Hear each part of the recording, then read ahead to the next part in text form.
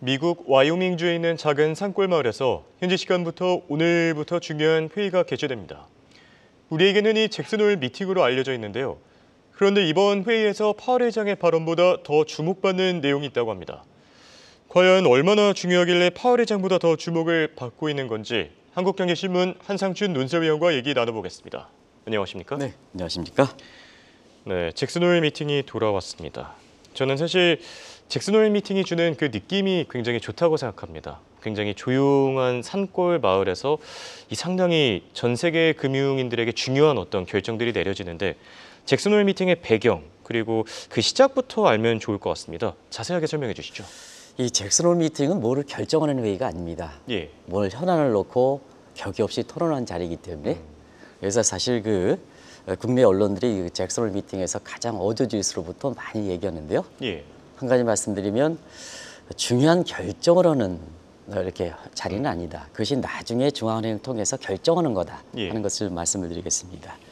일단은 이 회의는 캔자스시티가 주장한다. 그리고 맨 처음에는 이게 통화정책 회의는 아닙니다. 예. 농업회의였습니다. 1978년에 첫 미팅을 했는데요. 여기에 국제적으로 관심이 된 것은 우리가 최근에 볼컴 모멘텀 얘기할 때 폴 볼컴인데요. 이분이 참석하고 나서 1982년 이후에 이 회의가 관심이 됐다 이렇게 됐습니다. 예. 자막이 좀 넘어가겠습니다는 그래서 전환점을 맞춘 게 폴 볼커 의장이 참석하고 난 이유다 이렇게 됐습니다. 그리고 이것이 이제 국내 언론에서는 금융위기 전은 잭슨홀 미팅에 대해서 거의 얘기하지 않았습니다. 제가 한국경제신문에 1999년서부터 오는데요. 예. 금융위기 전에는 잭슨홀 미팅에서 거의 다르지 않습니다. 근데 금융위기서부터 이 잭슨홀 미팅이 국내 언론에 관심이 됐다 이렇게 됐습니다. 아마 이때서부터는 각국 중앙은행이 모두 참여하는 건 아니고요. 대체로 보면 그때 주제가 있거든요. 그 주제와 관련해서 그날 해당국의 통화정책 관련해서 중요한 사항이 있을 때는 중앙은행이 참석한다. 예. 그리고 재무장관도 참석한다. 뭐 경제학자들은 대부분 미국 경제학자를 중심으로 참석하겠죠. 그런 측면에서 이것이 국제포럼에 등장했는데요. 올해는 한 40개국 중앙은행이죠. 재무장관이라든가 그다음에 미국의 경제학자들이 중심이 됐고 특히 케인전과 그다음에 머니터리스트 통화론자들이 좀 많이 했기 때문에 통화정책 관련해서 상당히 중요한 사항이 이렇게 논의되지 않겠느냐. 예. 결정이 아니고 논의되지 않겠냐 이렇게 보고 있습니다. 예. 네, 결정과 논의를 이렇게 구분 지어 주셨는데 네. 사실 제 맥락도 좀 비슷합니다. 예, 중요한 내용이 이제 그만큼 영향력이 있기 때문에 나중에 중앙은행들이나 아니면은 이 추후에 뭐 예를 들어서 연준의 통화 정책에 상당히 많이 반영되는 부분이 있지 않습니까? 네, 논의와 결정은 굉장히 구별해야 되는 게 예. 논의는 구속력이 없습니다. 결정은 사실 그날의 통화정책의 추진하기 때문에 예. 우리가 그걸 구별할 필요가 있다는 것을 말씀을 드리겠는데요. 사실은 어느 중앙원에서 결정하려면 사전에 충분한 정지 작업이 있어야죠. 예. 그 정지 작업에 많은 얘기들이 나오고 있는데요. 그런 과정에서 보면 미국은 왜 잭슨홀 미팅에 관심이 되냐면 회기 연도가 10월 1일부터입니다. 예. 그렇기 때문에 9월 달 회의가 경우에 따라서 회계연도의 마지막 회의가 되거든요. 그리고 재정 정책에 맞춰서 통화 정책도 같이 가져야 되기 때문에 9월에 잭슨홀 미팅이 논의되는 내용이 8월에 잭슨홀 미팅이 논의되는 것이 사실 9월 달 회의에 반영되고 회계연도에 반영되는 거거든요. 그런 측면에서는 한번 사실 이 잭슨홀 미팅에 논의됐던 내용이 그 위에 9월 달이라든가 이런데 페드의 통화 정책에 어떤 식으로 먹혔을까 이 내용이 굉장히 해서 잭슨홀 미팅이 세계적 관심이 됐었는데요. 예. 아시겠습니다는 이 금융위기 전에는 앞서 말씀드린 것 같이 전 세계 국제 포럼은 되지 않았기 때문에 이 잭슨홀 미팅에 이렇게 관심이 없었습니다.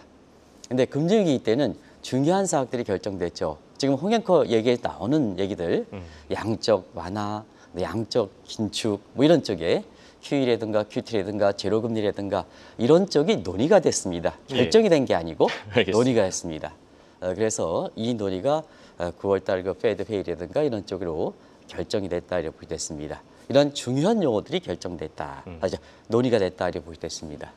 그리고 또 2014년 같은 경우에는 지금 이번에 잭슨홀 미팅에서 많이 논의되고 유효성 방안에서 이렇게 얘기될 거 이렇게 보이는 사실 기준금리 대처 방안, 시청자 여러분 아시겠습니다는 지금 기준금리는 Federal Fund Rate, 연방기금금리거든요.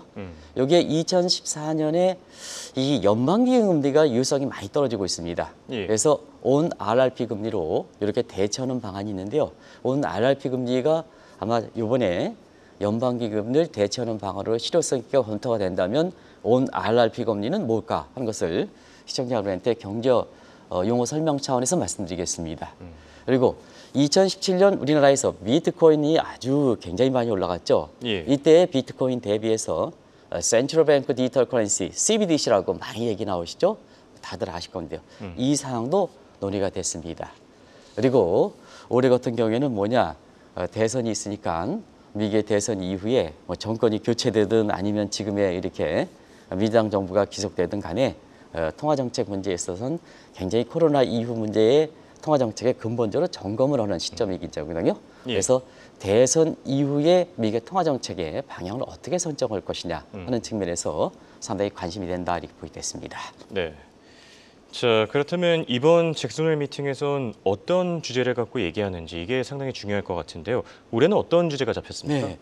올해는 통화정책의 유효성 방안, 제고 예. 방안과 그다음에 케인즈연의 트랜스미션 메커니즘에서 전달 경로의 전파력을 좀 확장시키는 문제에서 이게 전체 주제로 잡고 있다 이렇게 예. 보겠습니다.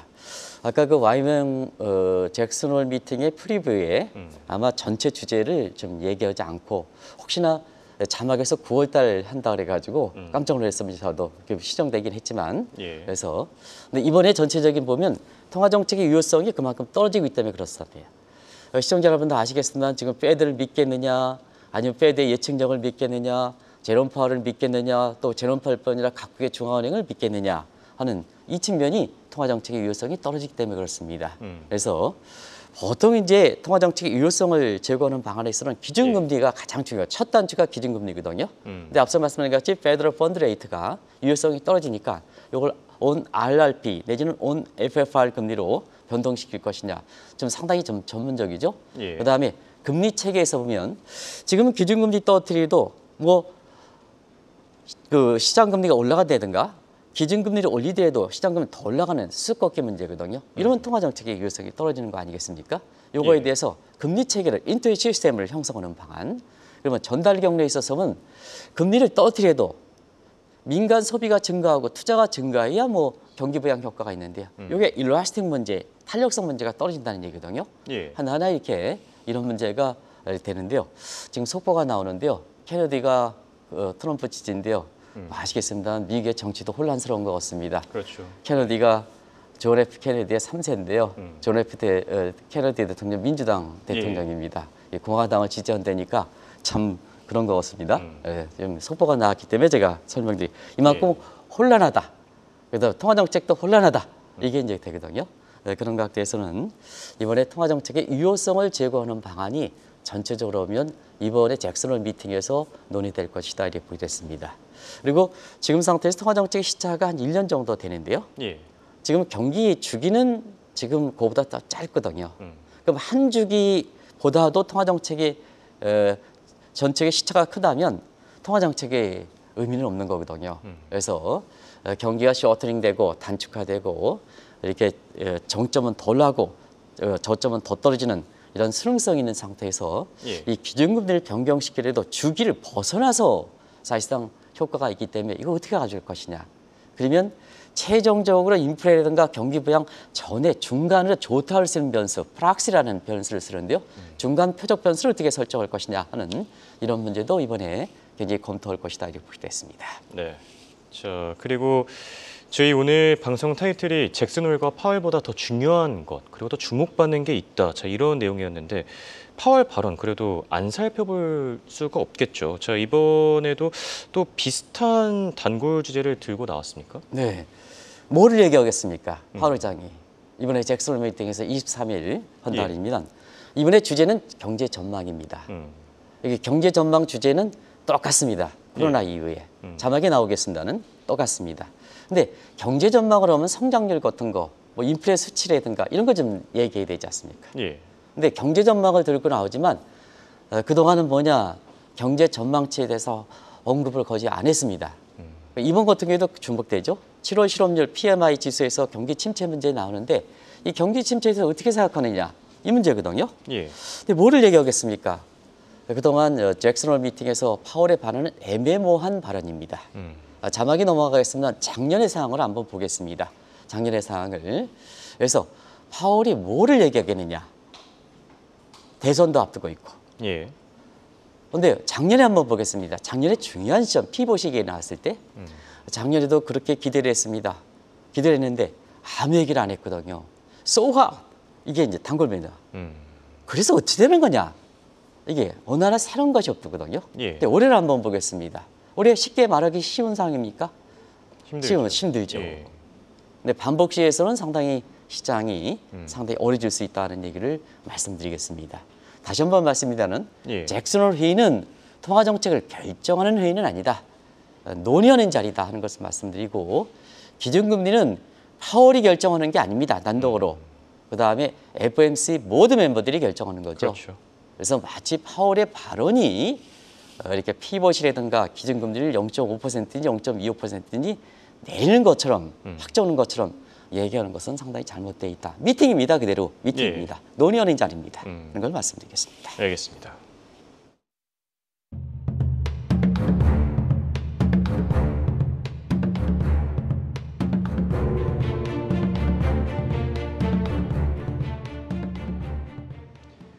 잭슨 홀 미팅과 함께 시장의 주목을 받고 있는 게 아무래도 9월 FOMC 회의가 아닐까 싶습니다. 자, 지금 이 시장 플레이어들도 다양하게 베팅을 하고 있거든요. 뭐 빅컷에 베팅을 했다가 그냥 노멀 컷에 베팅을 했다가 지금 약간 오락가락하는 느낌이 있는 것 같기도 한데 어떻게 생각하십니까? 오락가락하죠. 잭슨 홀 그 미팅에서 좀 확실하게 방향성을 제시해야 되는데 누가 하나 지금 사실 그 예. 고양이의 방울을 달리는 그런 성격이 지금 위치적으로 아니다 이렇게 보시면 되겠습니다. 예. 그러다 보니까 자 지금 여러 가지 베팅을 한다 하니까 그 여러 가지 베팅하는 시각이 자금의 흐름으로 나타나는 거 아니겠습니까? 증시로 가면 주가가 올라갈 거고 채권으로 예. 가면 채권 가격이 올라갈 거고 하는데요. 지금 차원에서 잭슨 홀 미팅 이후에 사실 머니 서큘레이션 이 문제를 주목하실 필요가 있다는 걸 말씀드리겠습니다. 지금 얘기되는 건 말씀드려요. 요새 증시 좋죠. 예. 그래서 머니 증시로 고착화된다 해서 머니 피보팅해서 이게 원래 피봇이라는 용어는 통화정책의 방향 수정인데요. 이게 원래 이 통화정책에서 나온 건 아닙니다. 예. 미국에서 아시아 정책을 할 때 피봇 투 아시아 여기서 나온 거거든요. 그렇죠. 그래서 다양한 각도로 쓰는 겁니다. 그리고 피보팅이라는 건 재정정책의 방향도 전환하는 것도 예. 학술적으로 정의된 용어는 아니기 때문에 통화정책만 방향이 되는 건 아닙니다. 증시에서도 머니 피보팅 이렇게 하는데요. 증시로 고착화되느냐 하는 문제가 되겠죠.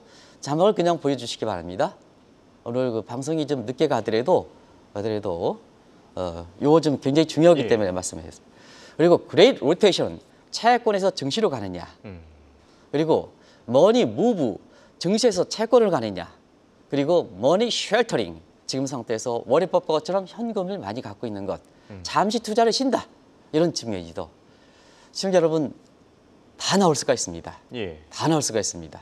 지금 누구 하나 9월 회의에 대해서 지금 페드 인사들조차도 여러 가지 시각이죠. 아직도 금리 인상 얘기할 수가 있고 그다음에 금리 인상에 대해서 금리 인하에서 신중하게 얘기하는 시각이 있고 0.25% 가져가야 된다는 시각 주류를 있고 0.5%포인트 가져가는 어떤 쪽으로 가져갈 것이냐. 예. 머니 서큘레이션 문제가 이 네 가지가 다양한 각도로 나올 수 있다. 그러면 시청자 여러분 아시겠습니다는 증시에서 채권으로 증시로 시효가 한다 이렇게 되면 변동성이 확대로 나오는 거죠. 예. 그래서 잭슨 홀 미팅 이후에 아마 주식이든 채권이든 외환시장이든 사실 변동성이 확대되는 모습으로 나오지 않겠느냐 이렇게 예상들이 많이 나온다고 보겠습니다. 네, 알겠습니다. 자, 그리고 방금 전 속보가 하나 전해졌는데요. 스노우플레이크가 오늘 실적을 발표했었죠. 실적 호조에도 불구하고 하반기 둔화가 전망되면서 현재 시간 외 거래에서 7% 급락 중입니다. 자, 그리고 이번 미팅은 상황인 만큼 미국 대선도 뗄래야 뗄 수가 없을 텐데요. 아까 케네디 관련 속보가 나오기도 했었죠. 자, 잭슨 홀 미팅 참가자를 대상으로 미국 대선을 치른다면 결과는 어떻게 나올 걸로 보십니까? 네, 사실은 이 대목은 대선이 가볍게 돼 있고 민주당 전당대회 기간 동안에 이게 나오기 때문에 가성적인 대회에 이런 것도 아마 시청자 여러분들이 상당히 재밌으실 겁니다. 예. 와이어밍주 전통적으로 공화당 삭제 중입니다. 왜냐하면 와이어밍주는 미국의 순수 백인들이 가장 많이 거주하거든요. 예. 물론 이제 와이어밍주라는 게 잭슨홀이라는 게 컨벤션이 아니고 와이어밍주의 작은 도시의 이름, 휴양 도시 예. 이름이거든요. 주민보다도 여기는 옐로스톤이라든가 미국의 국립공원이 많습니다. 그리고 럭키와 그다음에 미국의 서부 대평원가 있는 인접 지역이기 때문에 사실은 관광지로서 아주 많이 되기 때문에 예. 이 잭슨홀 미팅도 사실은 그 중앙은행 총재들이 거기 가서 뭐를 얘기하겠습니까? 그냥 같이 휴식하면서 한 말씀 하는 거거든요. 예. 이런 자리인데 이렇게 이제 중요한 자리가 이렇게 돼서 그렇죠. 예. 이렇게 됐습니다. 근데 이 와명지는 백인줄 중에서 미국의 51개 중에서 백인 순수 백인이 굉장히 많습니다. 그래서 공화당 색채입니다. 참고적으로 1988년 이후에 민주당 대선 후보는 모두 패했습니다. 모두 패했습니다. 오바마 대통령이 민주당 대통령 후보가 될 때나 그다음에 바이든 대통령이 민주당 후보가 대통령이 될 때도 공화당 후보에 패했습니다. 패했습니다. 이 자리거든요. 그래서 뭐냐, 이 와이어밍주에 지금 대선도 치르고 있기 때문에 이번 예. 참가자를 대상으로 가상 대결하면 원주민들은 공화당 후보, 트럼프 후보인데 그렇죠. 사실은 그 가상 대결에 참여하는 사람들 대결에서 가상 대결할 때는 어떤 결론이 나올 것이냐. 이게 이제 상당히 이색적인 예. 얘기였죠. 근데 이거는 뭐 중앙은행 총재들이 가기 때문에 중앙은행 총재를 가장 시달리게 하는 사람이 누굽니까? 트럼프 후보죠. 뭐 시청자 여러분 아시겠지만 금리 인상 불가, 트럼프 후보가 얘기했죠. 그렇죠. 예. 그리고 트럼프의 선거 공약에서 헤리티지 재단의 이렇게 프로젝트 2022에 보면 연준 개편에서 폐지론 나오죠. 그리고 파월 교체론 나오죠. 근데 의장뿐만 아니라 보드 멤버들도 사실 금리 결정을 하는 사람도 대통령이 임명하겠다는 거죠. 예. 그러면 만약에 트럼프 후보가 이렇게 대통령이 됐을 때는 중앙은행들이 실현이 되죠. 근데 중앙은행 총재들이 참가하는 이 회의이기 때문에 거기에 대해서 40대 대선을 치른다면 아무리 와이어밍주가 공화당 후보가 압승을 한다 하더라도 과거에 예. 사실은 이렇게 중앙은행 총재를 대상으로 해서 가상 대결이 될 때는 트럼프 후보는 여전히 경우에 따라서는 한 표도 얻지 못한다 하는 이런 얘기는 예. 이번 회의에 아주 모든 것을 반영하는 예. 이런 쪽의 현재 얘기가 아닌가 생각합니다. 그런 것도 한번 주목하실 필요가 있다는 걸 말씀드리겠습니다. 네, 맞습니다. 이색 이야기이긴 하지만 그래도 시사하는 바가 참 많은 내용이 아닌가 생각이 들고요. 저희의 주제였습니다, 오늘.